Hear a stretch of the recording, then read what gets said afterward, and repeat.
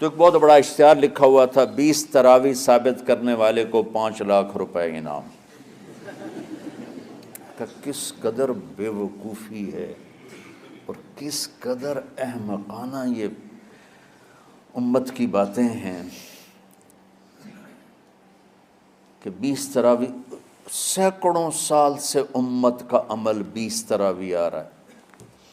تراویح کا نام جو پڑھا مجھے یوں لگتا ہے کہ اہل مکہ، یعنی اہل مکہ جو تھے نا، وہ 4 تراویح پڑھ کے ایک طواف کرتے تھے، تو وہ آرام کے لیے ہوتا، ترویحہ آرام، تھوڑی دیر کا آرام۔ تو 4 تراویح کے بعد ایک طواف کرتے تھے، وہ چھوٹا سا طواف 10 منٹ میں ختم ہو جاتا تھا، اور پھر 4 تراویح پڑھتے تھے، پھر طواف کرتے تھے، پھر 4 پڑھتے تھے، پھر طواف کرتے تھے۔ یہ صحابہ کے تھوڑے بعد کے دور کی بات۔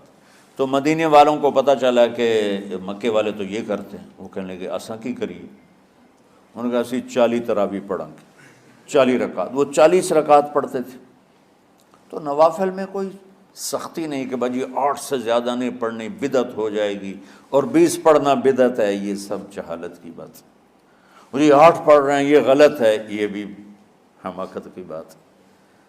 جو صحیح حدیث سے دلیل پکڑ کے کوئی عمل کرتا ہو تو بھائیو اس سے بحث نہ کیا کرو، مناظرہ نہ کیا کرو، یہ بہت نادانی والی بات۔ اور امت کا خلق لاکھوں کروڑوں انسانوں کا ایک عمل پہ جمع ہونا، یہ بذات خود اس کی طاقت کی ایک دلیل۔ اور حرمین جب سے میرے رب نے حضرت عمر نے 20 رکعت شروع کی، آج تک وہاں بھی ساری مساجد میں 8 رکعت تراویح ہوتی ہے، لیکن حرمین کی مسجد میں 20 رکعت، ادھر بھی ادھر بھی۔ اور یہ جو وہ وہاں ختم قرآن پہ دعا نہیں مانگی جاتی، یہ کس کا عمل ہے؟ حضرت عثمان کا۔ حضرت عثمان نے اپنے دور خلافت میں تراویح پڑھانے والے سے کہا جب قرآن ختم کرو تو دعا کرنا۔ وہ کہنے لگے جی کیا دعا کروں؟ کہ جو تیرے دل میں آیا کرنا۔ تو ختم قرآن کی رات تراویح کی آخری رکعت میں من الجنت والناس کے بعد دعا کے لیے ہاتھ اٹھانا، یہ حضرت عثمان رضی اللہ تعالیٰ عنہ نے اس کو زندہ فرمایا۔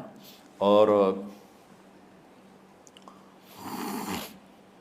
امام دعا کرتا تھا 1 منٹ 10 منٹ 20 منٹ جتنے بھی، اور پیچھے لوگ آمین کہتے تھے۔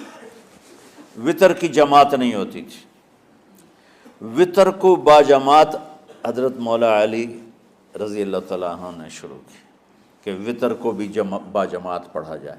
تو یہ ان کی سنت ہے کہ وطر کو باجماعت پڑھا گیا۔ تو اب یہ لہٰذا یہ سارے سنت جو کام ان خلفۂ راشدین سے ہوا وہ بھی سنت ہے۔ تو اللہ نے ہمیں ایک عبادت دے دی کہ میرا قرآن پڑھو اور سنو۔ پہلی امتوں کو تراویح کیوں نہیں تھی یا قیام اللیل کیوں نہیں تھا؟ کہ ان کو اپنی کتاب یاد ہی نہیں ہوتی تھی، وہ اپنی کتاب کے حافظ نہیں ہوتے تھے، وہ اپنی کتاب یاد ہی نہیں کر سکتے تھے، صرف نبی کو یاد ہوتی تھی۔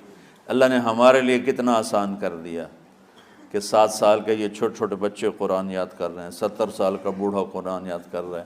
یہیں یہ مولوی یوسف صاحب کا ساتھی تھا، یا پتہ نہیں ان سے پہلے تھا، سلمان، مولوی سلمان، آج کل امریکہ میں ہوتے ہیں، ہماری ایک شاخ چلا رہے ہیں ماشاءاللہ۔ وہ شروع میں یہاں تھے، تو یہاں تراویح پڑھانے کے لیے ہمارے پاس حافظ کوئی نہیں تھا، وہ حافظ نہیں تھے، وہ صبح بیٹھ کے شام تک ایک سپارہ یاد کرتے اور رات عشاء کی نماز میں سنا دیتے۔ 30 دن میں قرآن یاد کر کے سنا دی۔ مطلب یہ سنی سنائی بات نہیں، ہمارے اسی حسنین، اسی ممبر اور محراب کی بات کہ یہیں اسی مسجد میں انہوں نے صبح سے مغرب تک یاد کرتے تھے اور پھر عشاء میں کھڑے ہو کے سنا دیتے تھے۔ پیچھے ہوتے تھے لقمہ کوئی دینے والا شاید، لیکن بہت خوبصورت پڑھ کے ایک دن میں یاد کر کے سنا دیا۔ اور ایک مجھے نام بھول گیا، 3 دن میں قرآن یاد کیا، 10 سپارے ایک دن میں یاد کیے، 10 دوسرے دن میں یاد کیے، 10 تیسرے دن میں یاد کیے۔ وَلَقَدْ يَسَّرْنَاهُ لِلذِّكْرِ وَلَقَدْ يَسَّرْنَا الْقُرْآنَ لِلذِّكْرِ فَهَلْ مِن مُدَّكِرٍ۔ تو اللہ تعالیٰ نے اس کو نصیحت کے لیے بھی آسان کیا ہے اور یاد کرنے کے لیے بھی آسان کیا ہے۔ کوئی کتاب پہلے یاد نہیں ہوتی تھی کسی کو، ماشاءاللہ تم میں کتنے حفاظ بیٹھے ہیں اللہ کے فضل سے۔ اور جب میں ذرا ہمت میں تھا تو میں 3 دن میں قرآن سنتا تھا تراویح میں، 10 سپارے ایک رات میں، 10 سپارے اس سے اگلی 10 اس سے، پھر ہفتہ ہو گیا، پھر 10 دن ہو گئے، پھر اب 15 دن ہو گئے، اب 20 دن بھی ہو جاتے ہیں۔ شروع میں 3 دن میں، اور یہیں ہمارے مدرسے کے بچے جو مجھے سناتے تھے اور ماشاءاللہ کہیں نہیں اٹکتے تھے۔ ایک تو اسلام آباد میں ہوتا ہے اور ایک اب جنید ہے وہ امریکہ میں ہوتا ہے۔ تو اللہ تعالیٰ نے اس طرح، اور ادھر اور کراچی میں اشعار لگے ہوتے ہیں، 10 دن میں قرآن ختم، 1 ہفتے میں قرآن ختم۔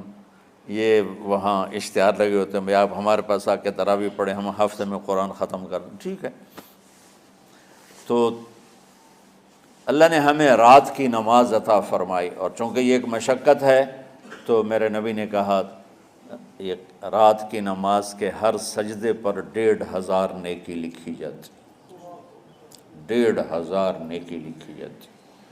اور اللہ تعالیٰ ہر سجدے پر جنت میں ایک محل بناتا ہے جس کے 60,000 سونے چاندی کے دروازے ہوتے ہیں، اور ایک درخت اس کے لیے لگاتا ہے جس کے نیچے 100 سال گھوڑا دوڑ سکتا ہے۔ تو رمضان کا اہتمام آپ رجب سے شروع فرما دیتے تھے، جس کو ہم آج صلاۃ التراویح کہتے ہیں۔ میرے نبی کے زمانے میں اسے قیام اللیل کہا جاتا تھا۔ تراویح کا نام کب پڑا اس کا تو مجھے پتہ نہیں، کہیں نہ کہیں لکھا ہوگا، لیکن صحابہ کے دور میں اس نماز کا نام تھا قیام اللیل۔ اس لیے حضرت عائشہ رضی اللہ تعالیٰ عنہ کی روایت ہے جس سے 8 رکعت والے حضرات استدلال کرتے ہیں کہ رمضان اور غیر رمضان میں، اس کو امام بخاری نے قیام اللیل کا ہی عنوان دیا ہے، آپ نے 11 رکعت سے زیادہ نماز نہیں پڑھی۔ ایک ضعیف روایت میں ہے کہ آپ نے 3 دن پڑھائی نماز، یہ تو صحیح روایت ہے۔ کتنی رکعت پڑھائی؟ تو ایک ضعیف روایت میں ہے کہ 20 رکعت پڑھائی۔ اچھا، ضعیف روایت سے عبادت ثابت نہیں ہو سکتی حکم شرعی۔ تو جب حضرت عمر رضی اللہ تعالیٰ عنہ نے سب کو، اب میرے نبی کے دور میں 3 دن کے بعد آپ تو آئے نہیں کہ کہیں فرض نہ ہو جائے، تو صحابہ اپنے طور پر قرآن سنتے تھے ٹولیوں میں۔